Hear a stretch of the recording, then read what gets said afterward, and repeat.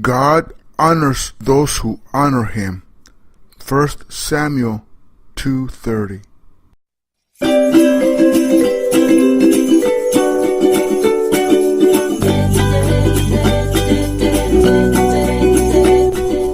You are listening to Second Chance Ministry Radio.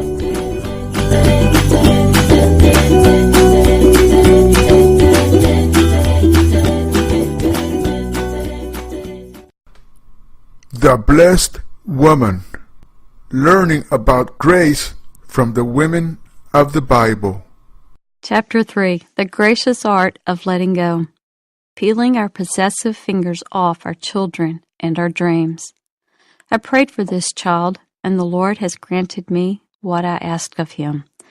So now I give him to the Lord. For his whole life he will be given over to the Lord. 1 Samuel 1, verses 27 through 28. Empty. Blinking away the tears that threatened to spoil the moment, I looked again at the trailer hitched to the bumper of our car, awaiting the long trip back to Texas. Just 2 days before, our family had stuffed it full with a happy jumble of clothes, mismatched furniture, towels, linens, and who knows what else that my son Josh would need for his new life at college. Now it's mission fulfilled. The vacant trailer baked in the Florida sunshine, as empty as the proverbial nest Robert and I were going home to. A nest without Josh in it. Okay, to be honest, we didn't really qualify as empty nesters. Our son James and daughter Elaine still lived with us, and in 13 months, when he finished his studies, Josh would be coming back home too. What's more, with Gateway Church in its infancy, we were as busy as the parents of a newborn, so this didn't need to be a major trauma. But I couldn't help it. The thought of everyday life without all my children under one roof hovered over me like a thundercloud. We had always so enjoyed being together. Although I had relished every season of my kids' lives, these past few years with them almost grown, yet still at home, had been especially wonderful. We were having such fun. Now this whole college thing, which I grudgingly agreed was a good idea, had ruined my party. Determined not to dampen Josh's excitement, I choked back my tears. I tried not to think about the fact that at 18 years old, he was still my baby. He had never lived alone.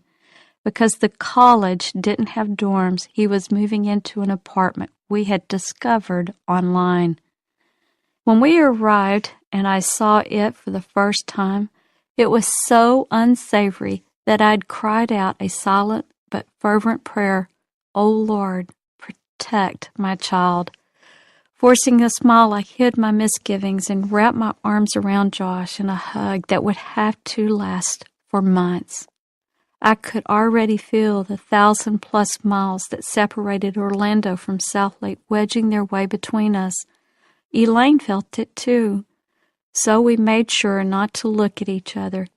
Even a split second of eye contact would trigger an emotional meltdown of uniquely female proportions. So after waving our final goodbyes to Josh, we slid into the back seat together and stared wordlessly out our individual windows as the car rolled out of the parking lot. It's a wonder we didn't get cricks in our necks, because that's how we stayed mile after mile, our heads turned in opposite directions, watching from behind ocular waterfalls as Florida flew past. In the front seat, Robert and James bantered guy style, while behind us the vacant trailer rattled along like a child's empty wagon. In the hotel room that night, Robert congratulated me on my stellar self-control. "You did really great today, honey," he said. "You didn't even cry." "What?" I asked, checking his facial expression to see if he was joking. How could he have been oblivious to the tempest of tears that had raged 3 feet behind him for the past 6 hours? "Robert," I said, "I cried all the way to the state line." As it turned out, both he and James had indeed been oblivious. After leaving Josh with a casual, see you later, as if they were going to see him again after lunch, instead of a year, they had gotten on with the business of being men, doing what needs to be done, driving, talking about sports, and assuming the mysterious silence that had engulfed Elaine and me was a sure sign we had fallen asleep. I understood, though. Although their emotions about Josh's absence hit them later, the guys didn't weep the way Elaine and I did, because they aren't women. God hasn't woven into their DNA our distinctively feminine drive to nurture and hold on to the lives God has entrusted to our care. A drive so strong that sometimes we find it hard to let go, even when we should. You do realize mothers have that tendency, don't you? We can be tempted to cling too long or too tightly, not just to our children, but also to our God-given dreams, destinies, and callings. In our determination to protect and direct them, we can stunt their growth. We can selfishly confine them within the limits of our own desires and expectations, like oversized philodendrons squeezed into undersized pots. We don't intend to do damage, of course. As grace-filled women, we want the lives we've brought forth to flourish and grow. We want to give them the freedom to be who and what God designed them to be. But it's not always easy to relax our maternal grip. Sometimes we need help peeling our possessive little fingers off the people and dreams that are dearest to us. We need another godly woman to show us how to trust the Lord and release our children into His capable hands. Do you know who's done that for me? Hannah, the mother of Samuel. Changing from the inside out. An inspiring example of a woman who learned the gracious art of letting go. Hannah's biblical story begins this way. Now there was a certain man of Ramathaim, Zophim, of the mountains of Ephraim, and his name was Elkanah. And he had 2 wives. The name of one was Hannah, and the name of the other was Peninnah. Peninnah had children, but Hannah had no children. This man went up from his city yearly to worship and sacrifice to the Lord of hosts in Shiloh. And whenever the time came for Elkanah to make an offering, he would give portions to Peninnah his wife and to all her sons and daughters. But to Hannah he would give a double portion, for he loved Hannah, although the Lord had closed her womb. And her rival also provoked her severely to make her miserable because the Lord had closed her womb. So it was, year by year, when she went up to the house of the Lord, that she provoked her. Therefore she wept and did not eat. 1 Samuel 1, verses 1 through 7. Those verses reveal a fact about Hannah most of us can relate to. Her dream of having a child came wrapped in a very personal kind of pain. And barren for years, she suffered the cultural shame of childlessness. She endured relentless torment and heartache. Her soul yearned for a child, yet she was powerless to conceive. And so she adopted a perspective that's common in the early stages of divine dreaming, and saw her dream as a path to personal fulfillment, as a way to gain what she wanted and needed for herself. In other words, Hannah assumed what we all do in our spiritual adolescence, that our dreams are all about us. When she cried out to God to give her a baby, the void in her own life was her primary focus. And when her prayers remained unanswered, unable to think about anything except her own unfulfilled desire, she slipped into depression. She wept and cried, and on her worst days even refused to eat. Ever been there? Sure you have. Me too. With the possible exception of the part about refusing to eat, what is it about dreams deferred that makes us crave chocolate? And we all throw ourselves pity parties now and then. Most of the time, we don't even have as good a reason for it as Hannah did. Hers was truly a tragic situation. In her day, a woman's value depended almost exclusively on her ability to produce babies. Barrenness equaled worthlessness. Thus, Hannah's crying and dreaming continued until one day she couldn't take it any more. After one too many taunts from perpetually pregnant Peninnah and one too many double helping meals for which she had no appetite, she marched herself up to the house of the Lord, determined to convince him to do something about the situation. Now Eli the priest was sitting on the chair by the doorpost of the Lord's temple. In bitterness of soul Hannah wept much and prayed to the Lord, and she made a vow, saying, O Lord Almighty, if you will only look upon your servant's misery and remember me, and not forget your servant, but give her a son, then I will give him to the Lord for all the days of his life, and no razor will ever be used on his head. 1 Samuel 1, verses 9 through 11. Do you see the shift she made there? As she prayed, Hannah's perspective changed.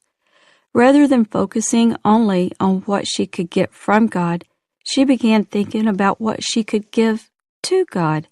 She relaxed her selfish grip on her own desire and opened her heart to the plan he had in mind. In other words, she grew up a little. That's what always happens when we bring forth life God's way. We mature and develop. We begin to look beyond ourselves and what we want to see what God wants. It's a transformational process. As we conceive our children and help them grow, we grow too. And that growth changes everything. Hannah proved it. The moment she made her inward shift and took a step toward spiritual maturity, her story took a dramatic turn. As she kept on praying to the Lord, Eli observed her mouth. Hannah was praying in her heart, and her lips were moving, but her voice was not heard. Eli thought she was drunk and said to her, How long will you keep on getting drunk? Get rid of your wine. Not so, my lord, Hannah replied. I am a woman who is deeply troubled. I have not been drinking wine or beer. I was pouring out my soul to the Lord. Do not take your servant for a wicked woman. I have been praying here out of my great anguish and grief. Eli answered, Go in peace, and may the God of Israel grant you what you have asked of him. She said, May your servant find favor in your eyes. Then she went her way and ate something, and her face was no longer downcast. Verses 12 through 18. Notice that God didn't give Hannah her desire until Hannah gave her desire to God. Even though her dream of having a child was good, healthy, and divinely inspired, before it could be fulfilled, it had to be submitted and surrendered to the Lord. When Hannah made that surrender, she didn't just do it in the fleeting fervor of the moment. Her commitment to God was rock solid. She meant it. After her precious little boy Samuel was born, she kept him at home until he was about 3 years old. Then she took an emotional journey that made our family's trip from Texas to Florida pale by comparison. She packed up her toddler's suitcase, took his dimpled hands in hers, and made the 10-mile trek from their home in Ramah to the house of the Lord in Shiloh. When they arrived, she brought him to Eli and said, As surely as you live, my Lord, I am the woman who stood here beside you praying to the Lord. I prayed for this child, and the Lord has granted me what I ask of him. So now I give him to the Lord. For his whole life he will be given over to the Lord. Verses 25 through 28. With those words, Hannah turned, and after kissing her little boy on the cheek one more time, she went back home without him. Can you imagine how hard that must have been for her? Not just to say goodbye to Samuel, but also to entrust him to Eli's care? According to the Bible, he wasn't famous for being a great father. He had 2 sons of his own who were rebellious, corrupt, and totally profane. Serving as priests under Eli's supervision, they pilfered the people's sacrifices, and even slept with the women who served at the entrance of the tent of meeting. 1 Samuel 2:22. Yet Eli did nothing to restrain them. Although he scolded them a bit, they didn't heed his word at all. Hardly the best role model for Hannah's little boy, Eli had already demonstrated how disastrous his influence could be. What a situation! It would be tough enough to leave your 3-year-old in the hands of a good man. So you have to wonder how Hannah ever summoned the courage to leave her boy with a man like Eli. There is only one possible explanation. Her trust was not in man, but in God. She believed with all her heart God would be faithful to care and keep her son. Because of that confidence, after a short season of holding Samuel close, Hannah was able to release him to his divine destiny. What she didn't do, however, was abandon him.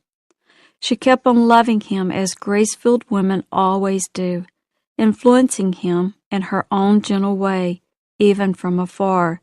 She sewed a little robe for him every year, then brought it with her when she and Elkanah traveled to Shiloh to worship. And each year after she draped her handiwork over her son's ever-broadening shoulders, Eli blessed Hannah's husband and said, "May the Lord give you children by this woman to take the place of the one she prayed for and gave to the Lord." Then they would go home, and the Lord was gracious to Hannah. She conceived and gave birth to 3 sons and 2 daughters. Meanwhile, the boy Samuel grew up in the presence of the Lord. 1 Samuel 2, verses 20 and 21. Although Hannah may have missed having her firstborn under her roof, her nest was anything but empty. Filled with the rewards of her obedience, her home reverberated with the peals of children's laughter and the energetic thunder of growing feet. It overflowed with the answers to Hannah's prayers. 5 beautiful reminders that no matter how much we give, we can never outgive God. Well, that's all good for Hannah, you might say. But what about Samuel? How did he turn out? He turned out to be one of Israel's greatest priests and prophets. He became a greater blessing to more people than Hannah could have ever envisioned. He also moved back to his hometown of Ramah and lived there for the rest of his life. Think of it. He chose Ramah, not Shiloh. Apparently, even though Hannah's opportunity to mother Samuel full-time was brief, her influence made a lasting impression. Her short season of nurturing, done God's way in God's time, impacted her little boy more than Eli ever could. Nose-blowing, potty-going, and the stages of life. Oh, how grateful I have been over the years for Hannah's example. It's encouraged me in so many ways. As a young mother, after I realized I couldn't personally protect my children 24/7, Hannah's story helped assure me God was big enough to take care of them all the time. I could trust Him to watch over them when I couldn't, sending them off to school each day after Robert and I had prayed for them and asked God to guard them from evil. I could release them to Him with complete peace of mind. That's not to say I expected Him to protect them from all negative experiences. God never promised to do that. None of us get to float through our days in a divine biosphere, insulated from the hazards of planet Earth. So my children experienced the normal bumps and bruises that go along with growing up. It's a good thing they did, too. The rough spots kids encounter and the minor childhood pains they feel help them learn to go to God for themselves when they need help. If they never faced any difficulties, they wouldn't develop the strength to overcome them. They wouldn't grow into the conquerors they were meant to be. That's why, as parents, we need to seek God for the right balance as we guide our children to maturity. We have to avoid the tendency to be overprotective while still being there to intervene for our kids when they truly need our help. It's a challenge for sure, but over the years, that's what I tried to do. I trusted the Lord, gave our kids the freedom to grow up, and let them know that if they needed an advocate, they could count on me to be there. When Josh was punished in elementary school for the misbehavior of his entire class just because the teacher thought a pastor's kid should be held to a higher standard, I got righteously indignant. I didn't object to his being punished along with his classmates for doing something wrong, but I wasn't about to sit quietly by while he was made the scapegoat. I wanted my kids to do what was right because it was right, not because their father was a pastor. So I did what needed to be done about it. Stepping into the role of the protective, warring mother, I went to set the teacher straight. Would I do the same thing for Josh now? Of course not. There comes a time when intervening in such ways is inappropriate. You have to discern the season for nurturing your children. In the beginning, when they were little, you're 100% involved. You're everything to them. You wipe their nose, you take them to the potty, but as they grow up, you start letting them take care of those things. When it comes to nose blowing and potty going, you let them handle it. You don't even ask them to report to you about it. Assuming no news is good news, you just take it for granted that all is working well. Maybe that sounds silly, but it's true nonetheless. Every life we bring forth goes through different stages. So we have to learn when to protect and give it our all, and when to release it and give it the freedom to grow according to God's plan. Whether that life is a child, a ministry, a project, a business, or some other God-given dream, we must realize there comes a time when we can no longer project our own wishes on it. We must let it take on its own personality and follow its own God-ordained course. I've been through that process with our women's ministry.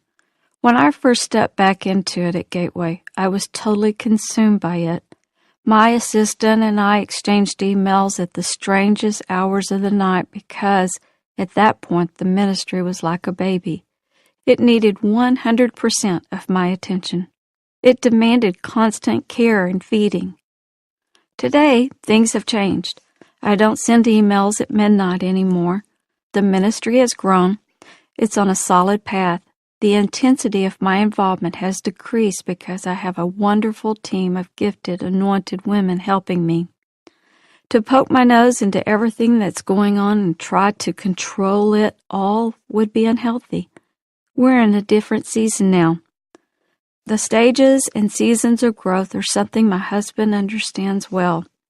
He knows how to initiate an aspect of ministry and then release it when the time is right to someone who's qualified to take it to the next level. He sets that person free to run with the vision, but he does it without abandoning her. He provides support and accountability without being a micromanager. It's one of the key elements of Gateway's success. We couldn't possibly have grown so quickly if Robert felt compelled to know and control everything that's going on. The different elements of the church, things such as freedom, stewardship, and worship ministries, couldn't have expanded and matured as they have if he held on to them with a tight fist. What enables him to delegate such vital responsibilities to others with such complete peace of mind? He has something in common with Hannah. He doesn't really depend on people to make sure everything turns out all right. Ultimately, his dependence is on God. He has an exorbitant trust in God. As a leader myself, I try to follow his example. I endeavor to create an environment of trust and support so those who work for me can develop and grow. I share my values, perspective, and vision, but as soon as my team members are ready, I let them stretch their wings. When Robert and I travel, I tell them, I will be gone for a while. You can reach me if you really need me, but don't feel like you have to consult me on every decision. Just pray and follow the leading of the Lord yourself. When I get back, I'll support whatever decision you've made. If I have any further thoughts about it, I'll let you know. My goal is to create the same atmosphere of love and trust that as a mother I tried to provide for my children. I never wanted them to be afraid they'd make a mistake. I wanted them to be secure in the knowledge that if they did their best, I would back them up. If they got something wrong, instead of criticizing or belittling them, I'd encourage and coach them so that they could do better the next time. At home, at church, in the office, and everywhere else, I have found this principle remains true. If we nurture with an open hand and put our confidence in God, the precious lives under our influence will have plenty of room to grow. Do that. Don't do this. As much as I've learned from Hannah, she's not the only mentor who's taught me the power of a mother's influence and the importance of graciously letting go. There's another woman in the Bible who's instructed me too. Her name is Athaliah, and she's helped me in the way the do and don't photos in fashion magazines help people who want to sharpen their sense of style. You've seen those pictures, right? Definitely worth 1,000 words. They show rather than tell what's right and what's wrong. Do wear this, don't wear that. Do wear the stilettos with the evening dress, don't wear the flip-flops. Or do flip-flops go with anything these days? I can't remember. Do wear the denim, don't wear the spandex. Although most fashion editors are probably unaware of it, it's a method of teaching that originated with the Bible. Seriously, the scriptures are full of snapshots of people who did things God's way and people who didn't, those who got it right and those who got it wrong. The Bible snapshots are captured in story form, of course. They aren't literal photos, but if they were, Hannah's would definitely be topped by the word do. Athaliah's, on the other hand, would be emblazoned with a big, bold don't. Hannah's polar opposite, Athaliah, stands apart as one of the most wicked women mentioned in the Bible, born of the notoriously evil lineage of Israel's king Ahab. Her rise to prominence began when her son Ahaziah became king of Judah.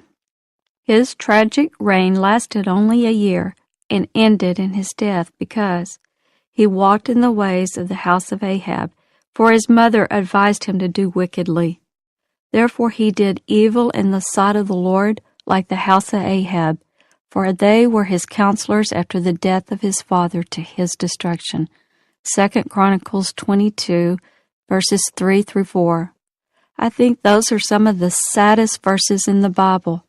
It's heartbreaking to think that a mother, driven by her own twisted past, would influence her son in such terrible ways that her counsel would end up killing him. Yet Athaliah did it. And if that wasn't bad enough, once her son was dead and could no longer serve her selfish ambitions, she arose and destroyed all of the royal heirs of the house of Judah. 2 Chronicles 22, verse 10. Then she reigned as an ungodly queen until she was overthrown and executed 6 years later. I know what you must be thinking. You're wondering what on earth any Christian woman would have in common with Athaliah. You'd be surprised. When it comes to family ties, we all start out in the same situation she did. Before we commit our lives to Christ, Satan himself is our spiritual father. Talk about an evil lineage. We have the worst there is. Granted, now that we're saved, we're part of a new spiritual family. God is our Father, and Satan no longer has authority over us. But that doesn't mean he's stopped trying to influence us. He hasn't. He still does everything he can to tempt and deceive us into thinking and acting like we're his children. Using negative influences from our past, he pushes us to perpetuate his evil actions and patterns of thought not only in our own lives, but also in the lives of our kids, our employees, and others we impact every day. My parents were some of the best in the world, so I figure if this is true of me, it's true of everyone. We all come into parenting with a negative past. We all pick up undesirable traits and tendencies from family members, teachers, and others as we're growing up. If we're not mindful of those tendencies, we'll inadvertently make the mistake Athaliah did. We'll pass them on to our children. We'll inject the harmful effects of our past into the lives we're bringing forth in the present. Unlike Athaliah, however, we won't do it in blatant ways. We're hardly going to build idolatrous altars in the living room. We'll do it more subtly, through our negative words, attitudes, and habits. Have you ever noticed that our kids always pick up on what we wish they wouldn't? It seems they absorb the negative things so much easier than the positive. That's something I had to be especially aware of with my daughter Elaine. Just a few months before she was born, Robert and I were watching an old episode of I Love Lucy. As we laughed at Lucy's antics, a thought suddenly struck me. What would it be like to raise such a strong-willed, red-headed girl? When Elaine arrived, I found out. She challenged me from the time she was an infant. I'd dress her in a cute little outfit, and she'd throw a fit until I took it off. I didn't realize what a dangerous precedent I was setting. The mother-daughter clothing battles had begun, and at 6 months old, she was already winning. Elaine's feisty, fearless personality was the total opposite of mine. Without a shy bone in her body, she was more like her father in every way. Not the new, improved, post-salvation version of her father either, but the unsaved, ornery one. Her two easygoing, obedient brothers rarely got in trouble at school, but Elaine made up for that. In her first week of kindergarten, she not only fought the class bullies, a set of twin boys, she also defeated them. Her prize was a trip to the principal's office. The same week, she informed her teacher she would be taking over the class, confident she was competent to do so. After all, she had been lining up her dolls and teaching them for years. Elaine took great offense when her offer was refused. I may not have known much about raising a strong-willed, red-headed girl back then, but one thing was crystal clear. I could not make Elaine be like me. If I wanted her to be who she was meant to be, the person God created her to be, I couldn't project myself onto her. I couldn't pass along to her my own fears and insecurities. I couldn't tell her to be quiet and stay in the background like I tend to do. She's a natural leader, a born communicator. The old-fashioned religious ideas I grew up with, for example, women shouldn't speak in church, would have utterly frustrated her. So I knew what I had to do. I had to deal with the wounds in my own soul so I wouldn't end up inflicting them on her. Hurting people hurt people. Healed people heal people. The healthier we are in our soul, the purer our influence will be. So I had to get healthy. I had to deal with the pain from my past to make sure it wouldn't leave the scars on my daughter it had left on me. No doubt, you feel the same way. You don't want to poison your God-given dreams with the leftovers of your own brokenness. You don't want to pass on yesterday's limitations to the lives you're bringing forth today. To your sons and daughters, the women you mentor, the employees who look to you for guidance. You want to position them to mature unhindered, giving them godly counsel and empowering them to succeed in every season of life. You want to help them grow. So take a tip from Athaliah, look around and check the fruit you're producing in the lives you're nurturing.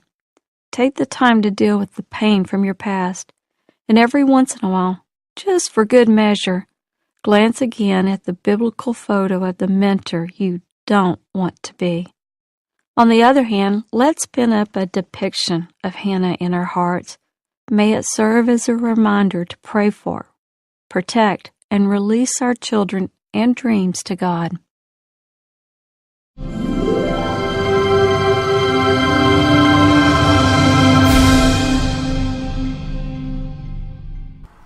You are listening to Second Chance Ministry Radio.